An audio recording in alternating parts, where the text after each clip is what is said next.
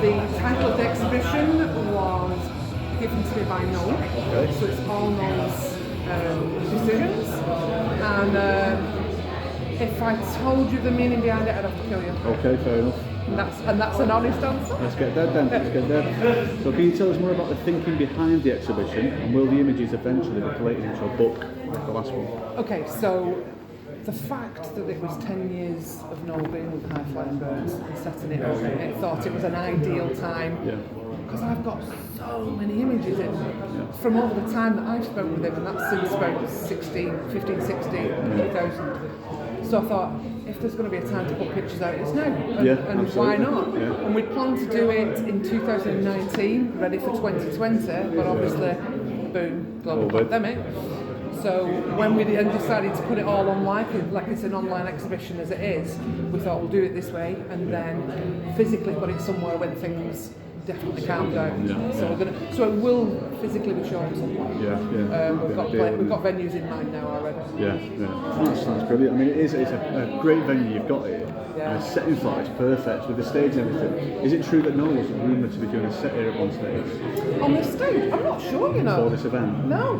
That's a no, rumour. that was a definite rumour. Good stuff. Good stuff. I feel better now. That one. I felt like I was missing out on something there. No, so I've watched that rumour completely. Quashed that one.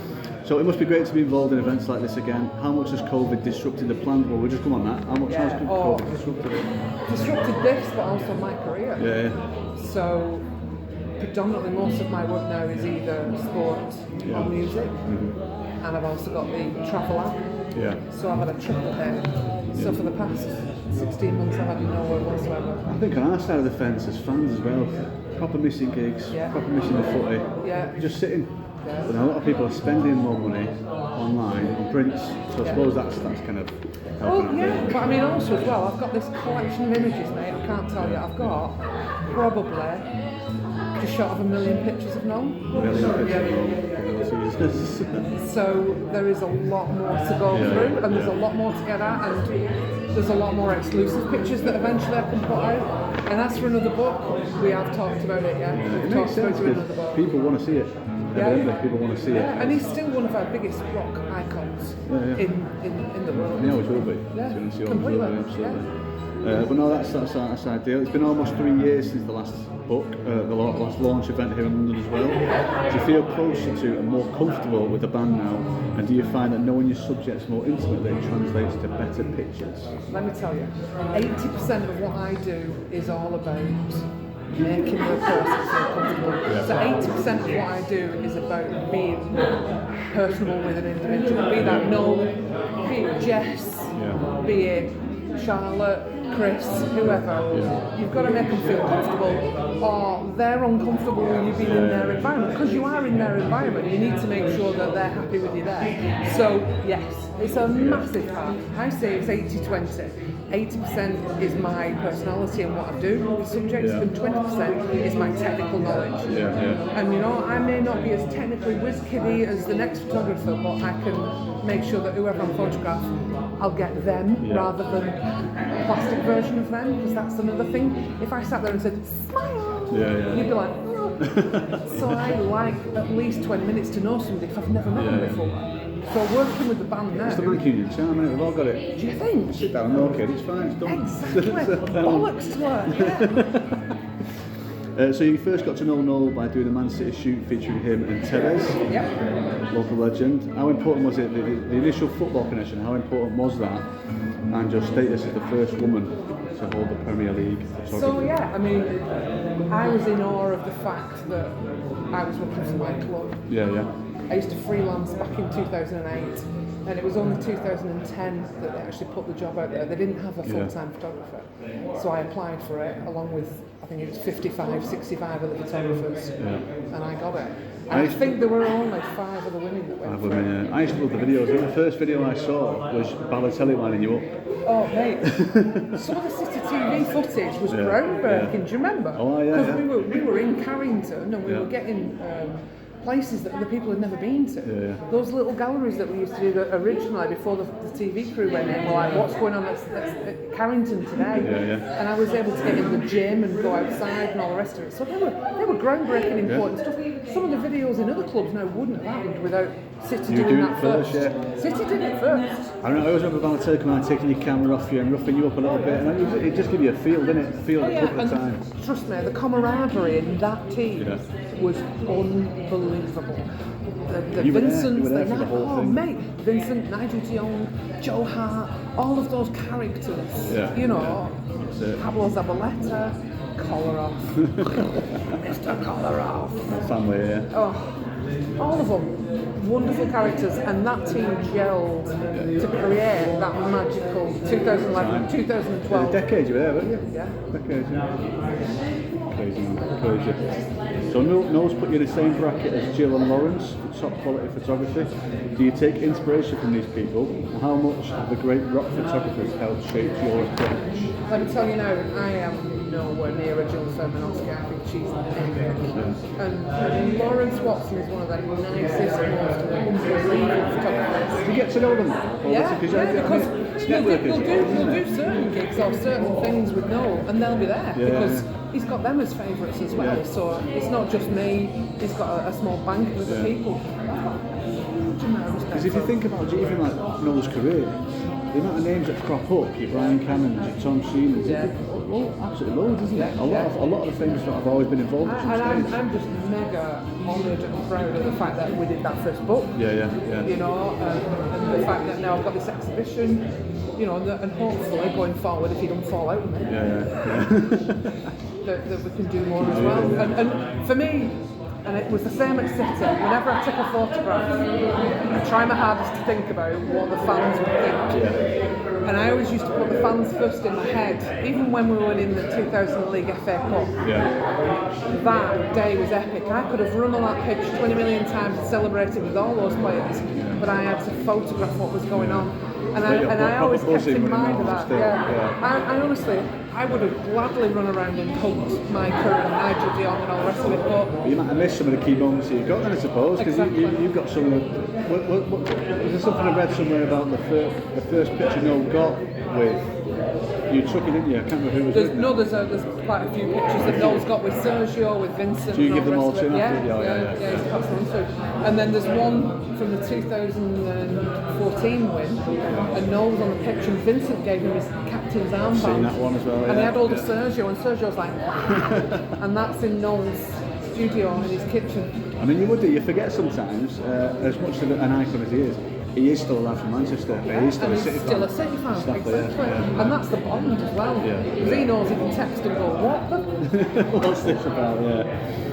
So, do you know instinctively in the moment when you've captured something special, or do the great pictures become evident to you later on? I suppose you'll take a million, won't you? Look through them all. 50-50, but yeah, I would say that there's a special thing and you can feel it when you've taken. You think, oh my God, if that looks, you never look, you never check, but you clock it in your head and you go, if that's okay and if that's in focus, that's going to be it. And they're usually sort of little behind the scenes moments, or they're little moments on stage that you've just got that eye contact or that thing's happened, and you think, oh my God, yes, if that's in focus, that's a winner. If that picture is the same as that moment. Yeah, but then sometimes you'll take a shot afterwards, you look at it and go, holy cow, look at the light on that, and it's worked and did it. So 50-50. You get that in real life, even when you're average Joe going out with your mates taking a few pictures, you can put it out, we've got a good one there. I always think as well, and one of my things where I've been taking photographs since I was 8 years old, and I just love the fact that you're taking a moment in time, and it's there forever. It's not going anywhere. Once you've got it, it's there, and you can look at it, and you can evoke that emotion that happened, like with the football, like with the gigs and all the rest of it. And for some people who've bought these gigs, these pictures are like, oh my God, I was there. I remember that. So it's great to capture that. You're exactly right with that. I think if I'm at a gig, even if it's a standard gig, it's not a big band, if someone would say to me afterwards, listen, we've got a picture of that gig for you there, and you've got that and you're in it, you think, that's a special moment, absolutely. Is it true that you simply just invited yourself on the Who Built the Moon show with Noel, Noel immediately agreed, and you've been working together since. True. Yeah. Not an urban myth, true. I literally was talking to him. Had you quit City then? No, I was quitting. Oh, quitting. And he was saying, where am I going to get the pictures from? I said, don't worry, yeah, that'll get sorted. Yeah. On a selfish point of view from Noel. And then he said, what are you going to do? And I went, no, I'm a photographer. This is what I do, and I don't have to photograph City. But why not, Shaz? Why would you not want to? And I'm like, it's time to move on. He said, so what are you going to do? And I just said, I'm going to go on tour with you. And he just looked at me and went, all right then. That sounds brilliant. But that's always key moment. You get these crossroads in your career, don't you? And that's it takes you off into a completely different path. We don't know what's going to happen. Nobody knows what's going to happen. But then sometimes it's fate, isn't it? Yeah. You're in the right place, talking to the right person. That's it. How much say does Noel have in the final picture selections here? Every single one of them. Does he have the ultimate creative control there? Yeah. I will put to him however many photographs, and I'll say, which ones of these do you want? Yeah. And he'll either say all of them, or half of them, or however many he wants. So every single picture in here has been chosen by him. You don't want it from the walls here, does he? In glass, where it looks a bit of a no-bed. He wants them to come, doesn't he? I don't think he ever looks I'd agree. But he does. That's it. But we all do, don't we? Can you look at pictures of yourself? Oh, I hate them. I'm looking down the wall now and I'm thinking, every one of these is absolutely class. We've talked about this one here in the back. I've just bought the one over there. So when we finish the next couple of questions, if we go to nip over there and get a bit of background on that one. Yeah, no problem. So Noel is known for being famously impatient when appearing in music videos. Yeah. He's recently labelled himself as a curmudgeon. But you've described him as being a friendly, relaxed and willing subject. So you think he gets an unfair press at times? I think he brings it on himself actually. I think it's not unfair, I just think it's sometimes a case of whatever mood he's in at that time. Yeah. Like us all. You know, you don't wake up every day else smiling and happy, do you? No, I've answered my union very rarely. What's the point? You're a City fan as well, love. Over the years we know, don't we? Oh, that's it, yeah. But no, I think it's a case of whatever frame of mind he's in, that's what he gets, that's the tone he gives out. But I'm very lucky that I don't have any bad dealings with him whatsoever. Whether that's me or not, I don't know. Possibly it is. Well, that links on, I suppose. Do you think that being in the high-flying birds has made him a happier, more contented presence in the last decade? Possibly, yeah. Yeah, he's not fighting with him every week, is he? So but also as well, he's creatively doing stuff that's what he wants to do, and why not? Yeah. You know, we don't all stay the same, we don't all stay in the past, because if we did it'd be boring, wouldn't it? Yeah. So you move on, and creatively, if you can do whatever you want every day, why not? You wouldn't make you happy. Absolutely, yeah. I'd gladly go out and photograph everybody I could every day, but That's the way it works. So can you tell us if you've got any further projects in the pipeline, COVID allowing, that are you planning to go on tour or anything like that? I'm in negotiations with a couple of other artists, but that's about it. COVID's killed me. Yeah. This will keep you busy for a while, won't it? Yeah, this is epic, and it's all online, so we've got a lot of promoting to do with it, etc. But work-wise, it's been tough.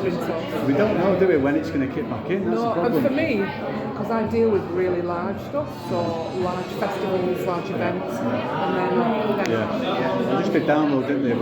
Download went ahead. 10,000. 10,000, and now it's should be slowing down again. We'll just have to see what happens. Yeah, it's a daily, weekly thing, isn't it? So we've just got to ride it. Right. Although it's hard work, and it is. Yeah. We've just got to ride it.